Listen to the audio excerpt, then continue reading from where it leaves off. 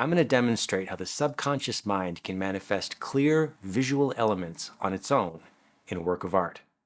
You want to go deeper? Oh, that wicked. Okay, first let's get something out of the way. In my last video, I talked about this painting from my Cell Block 1 series, and how I noticed after finishing her that the mugshot I used as a reference photo had the words chest hair in the police profile. And I took that to mean that this person was maybe arrested in the 40s for cross-dressing. A lot of people in the comments said, I think that means chestnut hair. And at first I kind of felt like a big dum-dum. But then I thought, wouldn't BRN be a better abbreviation? I mean, I've seen that before. But chestnut seems awfully poetic for a police file. It's like instead of Caucasian, they put alabaster. But either way, who cares? At this point, I prefer her with chest hair. And then there's this comment. This came off as transphobic. Now, I don't usually respond to this type of comment, but I have something to contribute here. To say that this video was phobic about anything is absurd, okay? And mind-boggling. All through the video, I talk with warmth and humor about how moved I was by the story that face told. I'm just so uneasy with people throwing the word phobic around when something is merely referenced. This is what I want to address. It's this trend of scrutinizing art like it's a political campaign. I know there's already enough opinions out there, and I really usually keep mine to myself, but I just feel I need to say this as someone who's lived in the arts my whole life and with so much reverence for it. You can't be moralistic with your imagination, you know?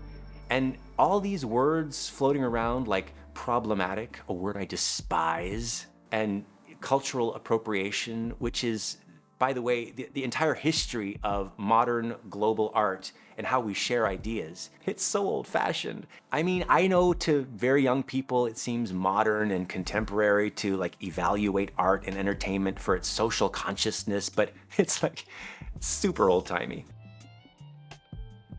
Okay then. Now that we're all buttoned up and freaked out, let's get back to the subconscious. Actually, that painting is a really good way to start because I have mentioned this before, but it took me a while to realize that what I was really doing with that series of mugshots was I was painting the COVID lockdowns. You know, my mom always told me that at 2 years old, I was drawing better than I was speaking. So in a lot of ways, I kind of feel like it's my first language, really.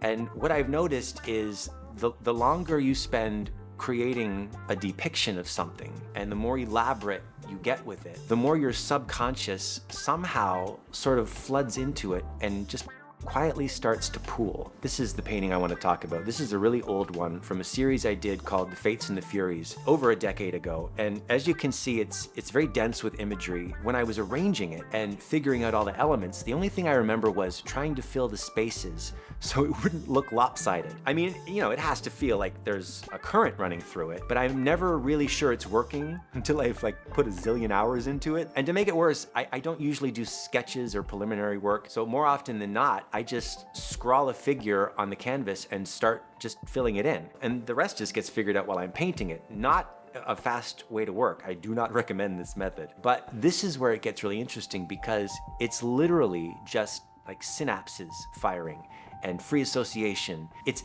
absolutely not an intellectual process. I'd like to say that it is because it would make me feel smarter, but it's really more on the emotional spectrum. This painting didn't really even make sense to me until after it was finished and at the gallery. I remember looking at it during a meet and greet with some collectors, and it was like seeing it for the first time, you know, because in a weird way, it can look so different when it's hanging framed in a new setting. And it just suddenly hit me standing there like, you know, oh my God, this was my summer from hell the year before. Let me explain. So a very important relationship had just ended and I was devastated and heartbroken, and I only had 5 months to prepare for my second large-scale solo exhibition. And it was a make or break moment for me, right? Because this was gonna prove whether or not the success of the first show was a fluke and if I could actually make a living as an artist. So there was a lot riding on this series, and I was just a hot mess. Everything was coming to a crisis, and my parents had a secluded log house like 4 hours from Toronto. So I moved in there for 5 months and really just focused on the show. At that time, what I wanted was to be around friends and gangs of people and just happy gatherings to distract me, but this exhibition was so crucial. I just had to be alone and concentrate, and it was brutal, almost like being in prison. Oh, and I stopped drinking for that summer so I could maintain my energy, which was a gigantic bummer. I mean, I was up at 4 or 5 a.m. and painting until 9 or 10 at night. It was just a miserable, painful summer of giving everything up. You know, I gave up commitment. That's a wedding ring sitting on the sink back there. I was meditating, which was supposed to dilute my instinct to focus on anger and conflict, and trying super hard not to wake the beast. By the way, this all felt completely arbitrary when I painted it. It just seems insane to me because it's all so specific and obvious now. But, you know, I mean, look at her. She, in all that pain and suffering and isolation, she's clearly optimistic. And she looks pretty confident that she's on her way somewhere a little more festive. She's in red. I use red a lot. That's my confrontation color.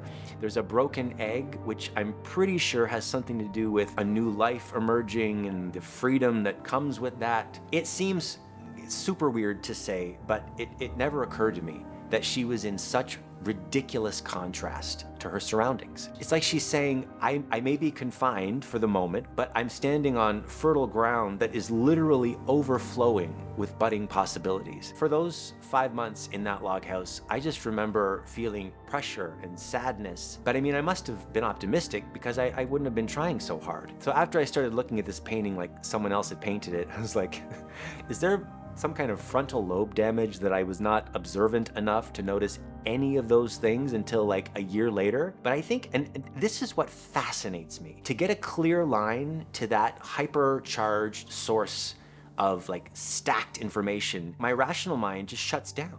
It just shuts down.